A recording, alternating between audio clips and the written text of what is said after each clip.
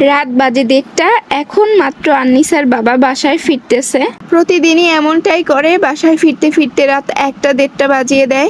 আর আন্নিসা তো সিসি ক্যামেরাতে যখনই ওর বাবাকে আসতে দেখে তখন এরকম দরজার সামনে গিয়ে দাঁড়িয়ে থাকে। সব ফ্যামিলিতেই মনে হয় এরকমই হয়, বাচ্চারা বাবার আসার সময় হলেই এরকম দরজার সামনে গিয়ে দাঁড়িয়ে থাকে।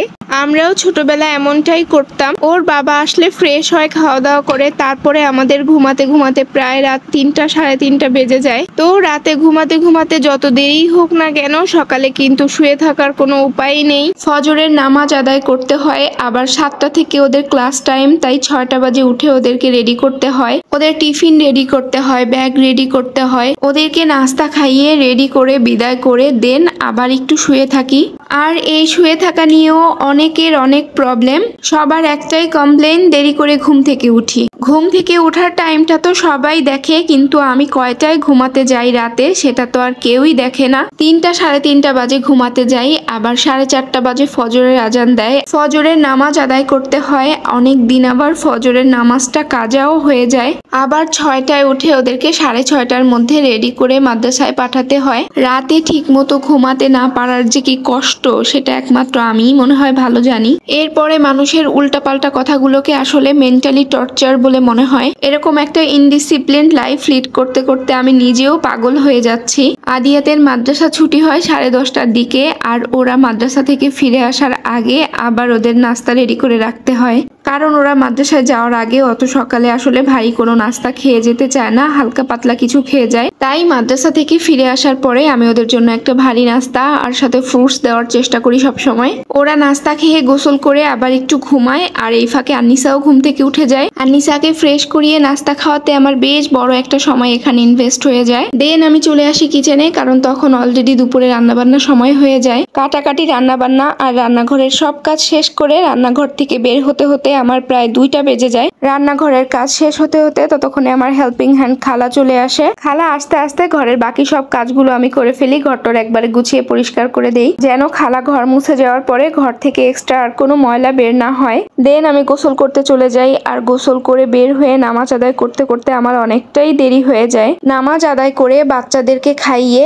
আমার খেতে খেতে অলমোস্ট 4টা-5টা বেজে যায়। ততক্ষণে প্রায়ই আসরের আজান দিয়ে দেয়। দেন আমি আসরের নামাজ আদায় করে নেই। এরপর আমি চলে যাই আমার ছাদ বাগানে, কারণ এখানেও প্রতিদিন টুকিটাকি কিছু কাজ থাকে। গাছগুলা যে সারা বছর আমাকে এত ফুল ফল দিচ্ছে, ওদেরকেও তো একটু পরিচর্যা করতে হয়। মাটি প্রস্তুত করা, গাছ লাগানো, গাছগুলোতে পানি দেওয়া, সার দেওয়া, কীটনাশক স্প্রে করা। আর যেহেতু আমি আমার গাছগুলোতে বেশিরভাগ সময়ই জৈব সারটা দেওয়াই প্রেফার করি, আর সেই জৈব সারগুলো যেহেতু আমি নিজেই প্রস্তুত করে নেই, কখনো সরিষার খোল পচা পানি দেই, কখনো বা কিচেন ওয়েস্ট পচিয়ে সার তৈরি করে সেটা দেই, আবার কখনো বা পেঁয়াজের খোসা বা কলার চোকলা ভিজিয়ে রেখে সেই পানিটা গাছের গোড়াতে দিয়ে দেই, আবার কখনো কখনো সবজির গাছের জন্য মাচা তৈরি করতে হয়। তো এই সব কাজ তো আর এভাবে হাতের তুড়িতেই হয়ে যায় না, এর পেছনে আমার সময় এবং শ্রম দুটোই ইনভেস্ট করতে হয়। তো দেখা যায় ছাদ বাগানে এসব টুকিটাকি কাজ করতে করতে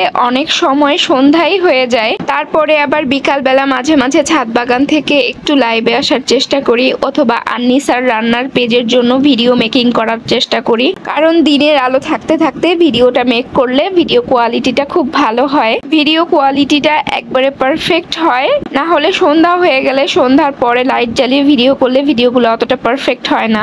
মাগরিবের আজান হয়ে গেলে বাগান থেকে চলে আসি, নামাজ আদায় করে তারপর বাচ্চাদের জন্য আবার হালকা নাস্তা তৈরি করে দিতে হয়, কারণ সন্ধ্যার পর থেকেই সব টিচার আসা শুরু হয়ে যায় ওদের, আর তখন আর নাস্তা করার সময় হয় না। তাই ঝটপট ওদের জন্য কিছু নাস্তা তৈরি করে দেই।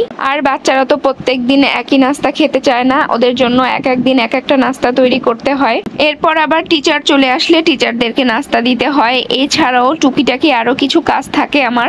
এই যে যেমন কাগজ দিয়ে একটা টেবিল তৈরি করেছি, এটা তৈরি করতেও কিন্তু আমার বেশ অনেকটা সময় লেগেছে।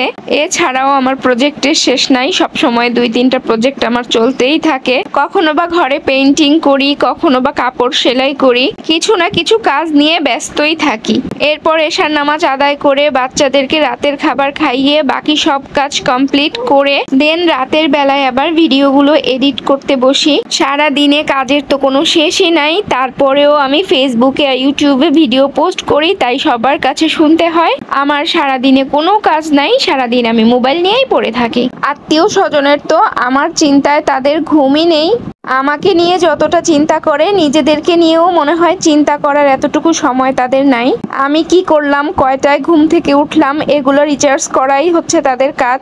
আমাকে নিয়ে এত দুশ্চিন্তা না করে তারা যদি নিজেদের পিছনে ওই টাইমটা ইনভেস্ট করতো তাহলে মেবি তারা সাকসেসফুল হতে পারতো।